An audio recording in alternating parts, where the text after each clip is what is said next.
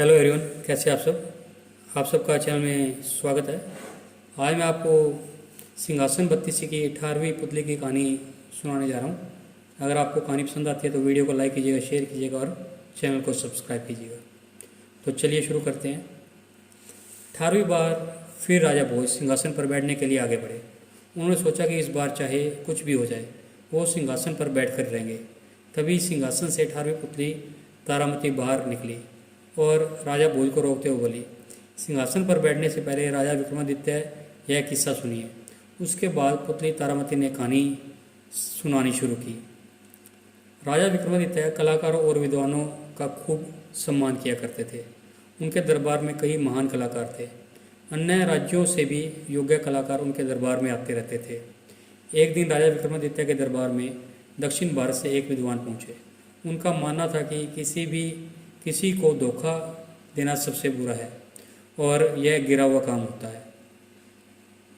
अपनी बात सही साबित करने के लिए उस विद्वान ने राजा विक्रमादित्य को एक कहानी सुनाई। उस विद्वान ने कहा कि सालों पहले आर्यवर्त राज्य में एक राजा राज किया करता था। उसका भरा पूरा और सुखी परिवार था। उस राजा ने 70 साल की उम्र में एक लड़की से शादी कर ली। वो नई रानी की खूबसूरती से इतना आकर्षित था कि उसे एक पल भी अलग नहीं होने देता था। राजा चाहता था कि वह हर वक्त रानी का चेहरा उसके सामने रहे। यहाँ तक कि राज दरबार में भी वो अपने बगल में नई रानी को बिठाने लगा। नई रानी को बगल में बैठा देख कई लोगों ने राजा के पीछे उनका मजाक बनाना शुरू कर दिया। राजा के महामंत्री को इस बात का बहुत बुरा लगा। एक दिन अकेले में महामंत्री ने राजा को इस बात की जानकारी दी। उसने राजा को कहा कि अगर वो हर पल रानी को अपने सामने देखना चाहते हैं तो उनकी एक सुंदर तस्वीर बनाकर राज दरबार में सिंहासन के सामने लगवा लें। जैसे कि राज दरबार में राजा को अकेले बैठने की ही परंपरा सालों से चली आ रही है, ऐसे में रानी को राज दरबार में ले जाना उन्हें शोभा नहीं देता। महामंत्री राजा का खास था, इसलिए राजा ने उसकी बात को गंभीरता से लेते हुए अच्छे चित्रकार से रानी की तस्वीर बनाने को कहा। चित्रकार ने भी राजा का आदेश मिलने के बाद ही जल्दी रानी की तस्वीर बनाई और उसे राज दरबार में लेकर चला गया। राज दरबार में जब लोगों ने रानी का चित्र देखा तो हर कोई चित्रकार की तारीफ करने लगा। उस चित्रकार ने रानी की तस्वीर ऐसी बनाई थी कि वो तस्वीर एकदम असली लगती थी। राजा को भी रानी की तस्वीर बहुत पसंद आई। तस्वीर को निहारते हुए राजा की नज़र चित्र में रानी की जंघा पर गई। उस जगह पर चित्रकार ने एक तिल बनाया था। राजा को इस बात पर काफ़ी गुस्सा आया। उन्हें लगा कि चित्रकार ने जांघों में तिल कैसे बना दिया। यह सोचकर राजा को बहुत गुस्सा आया और उसने चित्रकार से इसको लेकर सवाल पूछा। जवाब देते हुए चित्रकार ने कहा कि प्रकृति से उसे ऐसा गुण मिला है कि वो छिपी हुई बातों को भी जान सकता है। इसी गुण की वजह से उसने यह तिल बनाया। साथ ही तिल से तस्वीर की सुंदरता भी बढ़ती है, इसलिए उसने तिल बनाया। राजा को उसकी बात पर भरोसा नहीं हुआ। उसने बिना देर किए जल्लादों को बुलाया और चित्रकार को जंगल ले जाकर मारने का आदेश दे दिया। साथ ही उसकी आंखें निकालकर राजमहल लाने को भी कह दिया। भले ही राजा को चित्रकार की बात पर भरोसा नहीं था, लेकिन महामंत्री को चित्रकार की बात पर विश्वास था। ऐसे में जंगल ले जाने के बाद मंत्री ने जल्लादों को धन का लालच देकर चित्रकार को रिहा करवा दिया। साथ ही उन्हें यह भी सुझाव दिया कि सबूत के तौर पर वो किसी हिरण की आंखें ले जाकर राजा को दे दे।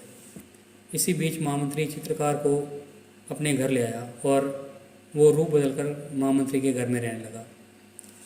इतना सब होने के कुछ दिन बाद राजा का बेटा शिकार करने के लिए जंगल गया। तभी उसके पीछे एक शेर पड़ गया। राजकुमार अपनी जान बचाने के लिए एक पेड़ पर चढ़ गया। पेड़ पर वह बैठा ही था कि उसकी नज़र वहाँ पहले से बैठे भालू पर पड़ी। राजकुमार और डर गया। उसको डरा हुआ देखकर भालू ने कहा, तुम डरो मत, मैं तुम्हारी ही तरह पेड़ पर शेर देखकर चढ़ा हूँ। इसी बीच भूखा शेर उसी पेड़ के नीचे उन दोनों पर नज़रें जमा कर बैठ गया। काफ़ी देर तक पेड़ पर बैठे बैठे राजकुमार को नींद आने लगी। यह देखकर भालू ने राजकुमार को अपनी तरफ आने का इशारा किया और कहा कि वो थोड़ी देर उसका सहारा लेकर सो सकता है। भालू ने राजकुमार से कहा, कि जब तक तुम सोओगे मैं तुम्हारी रखवाली करूँगा, फिर तुम जागने के बाद मेरी रखवाली करना और मैं सो जाऊँगा। राजकुमार ने भालू की बात मान ली और वो सो गया। इसी बीच शेर ने भालू को फुसलाते हुए कहा कि वो भालू जंगल के जानवर हैं और उन दोनों को एक दूसरे का साथ देना चाहिए। मनुष्य कभी जंगल के जानवर के दोस्त नहीं हो सकते। यह सब कहते हुए शेर ने राजकुमार को नीचे गिरा देने की बात कही, लेकिन भालू ने शेर की बात नहीं मानी और कहा कि वो राजकुमार के साथ धोखा नहीं कर सकता। शेर दुखी होकर चुपचाप वहीं बैठा रहा।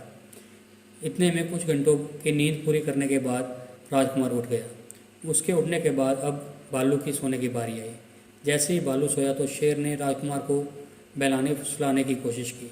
उसने राजकुमार से कहा कि वो भालू को नीचे गिरा दे तो शेर उसे खाकर अपनी भूख मिटा देगा और राजकुमार आराम से राजमहल लौट सकेगा। राजकुमार शेर की बातों में आ गया और भालू को पेट से गिराने की कोशिश करने लगा।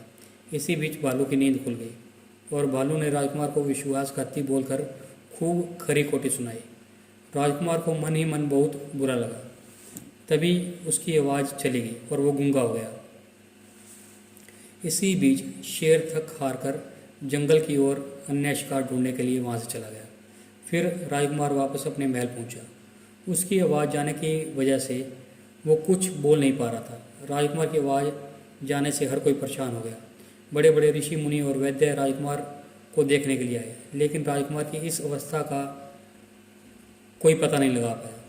इतने में महामंत्री अपने घर में छुपे उस चित्रकार को चिकित्सक बनाकर वहाँ ले गए। चिकित्सक बने चित्रकार ने राजकुमार के चेहरे के हाव भाव से सारी बात जान ली। उसने इशारों में राजकुमार से पूछा कि क्या मन ही मन वो खुद को दोषी समझकर अपनी आवाज़ खो बैठा है। इशारों में राजकुमार ने उसकी बात समझ ली और फिर फूट फूट कर रोने लगा। रोते ही उसकी आवाज़ वापस आ गई। राजा बहुत हैरान हो गए और उन्होंने सोचा कि यह चिकित्सक राजकुमार का चेहरा देखकर सारी बात कैसे जान सकता है। तब उस चित्रकार ने कहा कि जैसे एक चित्रकार ने रानी का तिल देख लिया था, वैसे ही मैंने आपके बेटे का चेहरा देखकर सब कुछ जान लिया था। यह सुनते ही राजा को समझ आ गया कि वो कोई चिकित्सक नहीं बल्कि कलाकार है। राजा ने चित्रकार से अपनी गलती की माफ़ी मांगी और उसे कुछ उपहार देकर सम्मानित किया।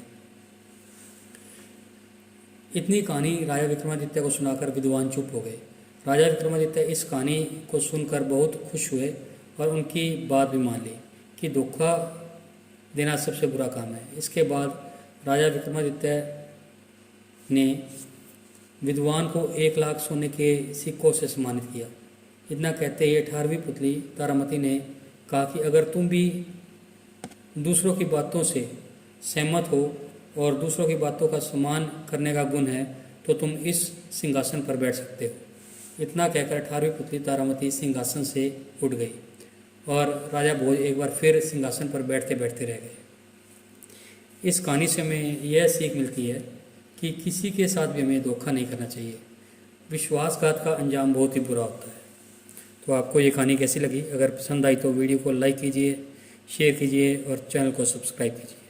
बेल वाला बटन ज़रूर दबाएं ताकि हम ऐसी कोई और कहानी डालें तो उसकी नोटिफिकेशन आपको मिल जाए। Thank you.